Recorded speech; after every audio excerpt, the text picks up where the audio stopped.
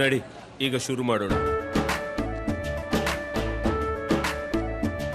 ಕೇಸರಿಯಿಂದ ಮನೋಲ್ಲಾಸ ಮನಸ್ಸು ಮತ್ತೇರಿ ಕುಣಿದಾಡಿದೆ ನೋಡು, ಮನಸ್ಸು ಮತ್ತೇರಿ ಕುಣಿದಾಡಿದೆ ನೋಡು. ಕ್ಷಣ ಕ್ಷಣವೂ ಆಚರಿಸಿ ಕೇಸರಿ ಹಬ್ಬ.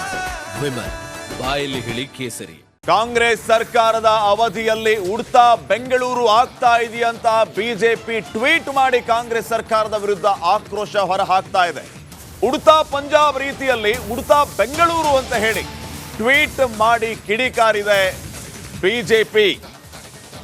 ಈಗಾಗಲೇ ರಾಜ್ಯದಲ್ಲಿ ಏನೆಲ್ಲ ಆಗ್ತಾ ಇದೆ, ಕಾನೂನು ಸುವ್ಯವಸ್ಥೆ ಸಂಪೂರ್ಣ ಹದಗೆಟ್ಟು ಹೋಗಿದೆ. ಇದರ ಮಧ್ಯೆ ಸಿಲಿಕಾನ್ ಸಿಟಿ ಈಗ ಮಾದಕ ವಸ್ತುಗಳ ಅಡ್ಡೆಯಾಗಿದೆ. ಎಗ್ಗಿಲ್ಲದೆ ಡ್ರಗ್ಸ್, ಗಾಂಜಾ, ರೇವ್ ಪಾರ್ಟಿ ದಂಧೆ ಸಾಗ್ತಾ ಇದೆ. ಆದರೂ ಕೂಡ ಸರ್ಕಾರ ಕಣ್ಣು ಮುಚ್ಚಿ ಕುಳಿತಿದೆ. ಇದಕ್ಕೆ ಕಾಂಗ್ರೆಸ್ ಸರ್ಕಾರ ಹೊಣೆ ಅಂತ ಹೇಳಿ ಬಿಜೆಪಿ ಟ್ವೀಟ್ ಸಂದೇಶವನ್ನ ರವಾನೆ ಮಾಡಿದೆ. ಜಿಆರ್ ಫಾರ್ಮ್ ಹೌಸ್ನ ರೇವ್ ಪಾರ್ಟಿ ಬಗ್ಗೆ ಬಿಜೆಪಿ ತನ್ನ ಟ್ವೀಟ್ನಲ್ಲಿ ಉಲ್ಲೇಖ ಮಾಡಿದೆ. ರಿಪಬ್ಲಿಕ್ ಕನ್ನಡದಲ್ಲಿ ರೇವ್ ಪಾರ್ಟಿಗೆ ಎಕ್ಸ್ಕ್ಲೂಸಿವ್ ದೃಶ್ಯಗಳು ಲಭ್ಯವಾಗಿದೆ. 100ಕ್ಕೂ ಹೆಚ್ಚು ಜನರು ಇರುವಂತಹ ಎಕ್ಸ್ಕ್ಲೂಸಿವ್ ದೃಶ್ಯಗಳು ನೋಡಿ. ಆ ರೇವ್ ಪಾರ್ಟಿ ಈಗ ಎಷ್ಟೆಲ್ಲ ಚರ್ಚೆಗಳಿಗೆ ಕಾರಣ ಆಗ್ತಾ ಇದೆ, ಆಕ್ರೋಶಕ್ಕೆ ಕಾರಣ ಆಗ್ತಾ ಇದೆ. ಹಾಗಿದ್ರೆ ರೇವ್ ಪಾರ್ಟಿಯ ಬಗ್ಗೆ ಪೊಲೀಸರಿಗೆ ಮಾಹಿತಿಯೇ ಇರಲಿಲ್ವಾ? ಸಿಸಿಬಿ ಅವರು ಅಟ್ಯಾಕ್ ಮಾಡಿದ ಮೇಲೆ ಹೆಬ್ಬಗೋಡಿ ಪೊಲೀಸರಿಗೆ ಗೊತ್ತಾಗುತ್ತೆ ಇಲ್ಲಿ ರೇವ್ ಪಾರ್ಟಿ ನಡೀತಾ ಇದೆ ಅಂತ. ಒಂದಿನ ಮುಂಚೆನೆ ಇವರೆಲ್ಲ ಫಾರ್ಮ್ ಹೌಸ್ಗೆ ಬಂದಿದ್ದಾರೆ.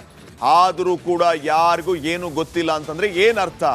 ಕಾನೂನು ಸುವ್ಯವಸ್ಥೆ ಸರಿಯಾಗಿಲ್ವಾ? ರೇವ್ ಪಾರ್ಟಿ, ಗಾಂಜಾ, ಡ್ರಗ್ಸು ಈ ರೀತಿ ಎಗ್ಗಿಲ್ಲದೆ ಸಾಗ್ತಿದೆ ಅನ್ನುವಂತಹ ಪ್ರಶ್ನೆಯನ್ನ ಬಿಜೆಪಿ ಟ್ವೀಟ್ ಮೂಲಕ ಮಾಡಿದೆ.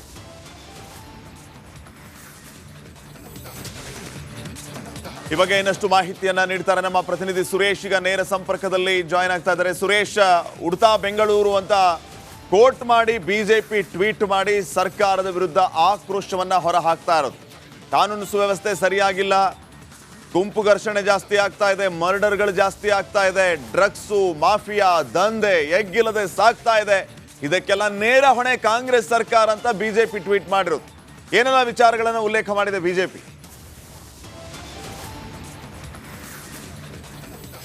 ಖಂಡಿತ ಶ್ರೀಪಾದ್ ಪಾಟೀಲ್, ಬೆಂಗಳೂರು ಹೊರವಲಯದಲ್ಲಿ ನಡೆದಿರ್ತಕ್ಕಂಥ ರೇವ್ ಪಾರ್ಟಿ ಏನಿದೆ, ಈ ರೇವ್ ಪಾರ್ಟಿಯಿಂದಾಗಿ ಸದ್ಯ ರಾಜ್ಯ ಏನು ಕಾಂಗ್ರೆಸ್ ಸರ್ಕಾರವನ್ನೇ ಪ್ರಶ್ನೆ ಮಾಡುವಂತಹ ಅನಿವಾರ್ಯತೆ ಎದುರಾಗಿರ್ತಕ್ಕಂಥದ್ದು. ಯಾಕೆಂತ ನೋಡೋದಾದರೆ ಎಲ್ಲೋ ಒಂದು ಕಡೆ ಸ್ಥಳೀಯವಾಗಿಯೇ ಕೂಡ ಪೊಲೀಸ್ ಇಲಾಖೆ ಕೂಡ ವೈಫಲ್ಯ ಆಗಿದೆ ಅಂತಕ್ಕಂಥದ್ದು ಮೇಲ್ನೋಟಕ್ಕೆ ಭಾಳ ಸ್ಪಷ್ಟವಾಗಿ ಕಾಣ್ತಕ್ಕಂಥದ್ದು. ಯಾಕೆಂತಂದರೆ ಸಿಸಿಬಿ ಅವರು ರೇಡ್ ಮಾಡುವವರೆಗೂ ಕೂಡ ನನ್ನ ಸ್ಥಳೀಯ ಪೊಲೀಸ್ ಏನು ಹೆಬ್ಬಗೋಡಿ ಪೊಲೀಸ್ ಠಾಣೆ ಏನಿದೆ ಅವರ ವ್ಯಾಪ್ತಿಗೆ ಬರ್ತಕ್ಕಂಥದ್ದು ಅಲ್ಲಿ ರೇವ್ ಪಾರ್ಟಿ ನಡೆದಿರ್ತಕ್ಕಂಥದ್ದು. ಆದರೆ ಇಡೀ ರಾತ್ರಿಯಿಂದನೂ ಕೂಡ ಬೆಳಗಿನ ಜಾವದವರೆಗೂ ಕೂಡ ರೇವ್ ಪಾರ್ಟಿ ನಡೆದರೂ ಕೂಡ ಅವರ ಗಮನಕ್ಕೆ ಹೋಗದೇ ಇರತಕ್ಕಂಥದ್ದು. ನಿಜಕ್ಕೂ ಕೂಡ ಇಲ್ಲಿಯ ಸ್ಥಳೀಯ ಪೊಲೀಸ್ ಅಧಿಕಾರಿಗಳ ವೈಫಲ್ಯ ಕೂಡ ಇಲ್ಲಿ ಎದ್ದು ಕಾಣ್ತಾ ಇರ್ತಕ್ಕಂಥದ್ದು. ಇದರ ಒಟ್ಟಿಗೆ ಈಗಾಗಲೇ ಇದೇ ವಿಚಾರವಾಗಿ ಏನು ಗಾಂಜಾ, ಅಫೀಮು, ಡ್ರಗ್ಸ್ ಎಲ್ಲವೂ ಕೂಡ ಕೊಕೇನ್, MDMA ಎಲ್ಲವೂ ಕೂಡ ರಾಜ್ಯದಲ್ಲಿ ಅಂದರೆ ಅನೈತಿಕ ಚಟುವಟಿಕೆಗಳಿಗೆ ಬಳಕೆ ಆಗ್ತಿರ್ತಕ್ಕಂಥದ್ದು. ಇದು ಹೆಚ್ಚಾಗಿ ನಿರಂತರವಾಗಿ ಇತ್ತೀಚೆಗೆ ಅಂದರೆ ಕಾಂಗ್ರೆಸ್ ಸರ್ಕಾರ ಬಂದ ನಂತರದಲ್ಲಿ ಇದು ಹೆಚ್ಚಾಗಿರುವ ಕುರಿತಂತೆ ಬಿಜೆಪಿ ಕೂಡ ಆಕ್ರೋಶ ವ್ಯಕ್ತಪಡಿಸಿರ್ತಕ್ಕಂಥದ್ದು. ಈಗಾಗಲೇ ಸಾಮಾಜಿಕ ಜಾಲತಾಣದಲ್ಲಿ ಪೋಸ್ಟನ್ನು ಮಾಡಿ ಉಡ್ತಾ ಪಂಜಾಬ್ ಇದ್ದದ್ದು ಈಗ ಉಡ್ತಾ ಬೆಂಗಳೂರು ಆಗಿ ಪರಿವರ್ತನೆ ಆಗ್ತಾ ಇದೆ ಅಂತಕ್ಕಂಥ ಒಂದು ಆಕ್ರೋಶದ ಮಾತುಗಳನ್ನು ಟ್ವೀಟ್ನಲ್ಲಿ ಹೇಳಿರ್ತಕ್ಕಂಥದ್ದು. ಈ ಮೂಲಕ ಸರ್ಕಾರವನ್ನು ತಿವಿಯುವಂತಹ ಕೆಲಸವನ್ನು ವಿಪಕ್ಷ ಮಾಡಿರ್ತಕ್ಕಂಥದ್ದು. ಇನ್ನು ಸರ್ಕಾರ ಕೂಡ ಎಚ್ಚೆತ್ತುಕೊಳ್ಬೇಕಾಗಿದೆ. ಯಾಕೆಂದರೆ ಇದಕ್ಕೆ ಒಂದು ವಿಶೇಷವಾದಂಥ ಸ್ಕ್ವಾಡನ್ನು ನೇಮಿಸುವಂಥದ್ದಾಗಲಿ ಅಥವಾ ಈಗ ಇರುವಂತಹ ಸ್ಕ್ವಾಡನ್ನು ಅಂದರೆ ಇರುವಂತಹ ಏನು ಸಿಬ್ಬಂದಿ ಇರ್ತಾರೆ ಅವರನ್ನು ಸಕ್ರಿಯಗೊಳಿಸತಕ್ಕಂಥದ್ದು, ಆ್ಯಕ್ಟಿವ್ ಮಾಡ್ತಕ್ಕಂಥ ಕೆಲಸ ಆಗಬೇಕಾಗಿರ್ತಕ್ಕಂಥದ್ದು. ಏಕೆಂದರೆ ಈವರೆಗೂ ಕೂಡ ಎಲ್ಲಿಯೂ ಕೂಡ ಇದಕ್ಕೆ ಅಂತೇಳಿ ವಿಶೇಷವಾಗಿ ಯಾವುದೇ ರೇಡ್ಗಳು ಇತ್ತೀಚೆಗೆ ಯಾವುದೇ ಒಂದು ಪ್ರಕರಣಗಳಿಗೆ ದೊಡ್ಡ ಮಟ್ಟದಲ್ಲಿ ರೇಡ್ ಮಾಡುವಂಥದ್ದು ಆಗಿಲ್ಲ. ಸೊ ಹೀಗಾಗಿ ಆಗಿದ್ದರೆ ರಾಜ್ಯಕ್ಕೆ ಯಾವ ರೀತಿಯಾಗಿ ಒಳಗಡೆ ಈ ಅಫೀಮು ಇರ್ಬೋದು, ಈ ಡ್ರಗ್ಸ್ ಇರ್ಬೋದು, ಯಾವ ರೀತಿಯಾಗಿ ಬಂದಿದ್ದೀವಿ ಎಲ್ಲವೂ ಕೂಡ ಸ್ಥಳೀಯ ಮಟ್ಟದಿಂದ ಹಿಡಿದು ಉನ್ನತ ಮಟ್ಟದವರೆಗೂ ಕೂಡ ತನಿಖೆ ಆಗಬೇಕು. ಆಗಷ್ಟೇ ಇಂತಹ ಎಲ್ಲ ಪ್ರಕರಣಗಳಿಗೆ ಇತಿಶ್ರೀ ಆಡ್ಬೋದು ಅಂತಲೇ ಹೇಳ್ಬೋದು Shripad. Okay, thank you Suresh ಮಾಹಿತಿಗಾಗಿ.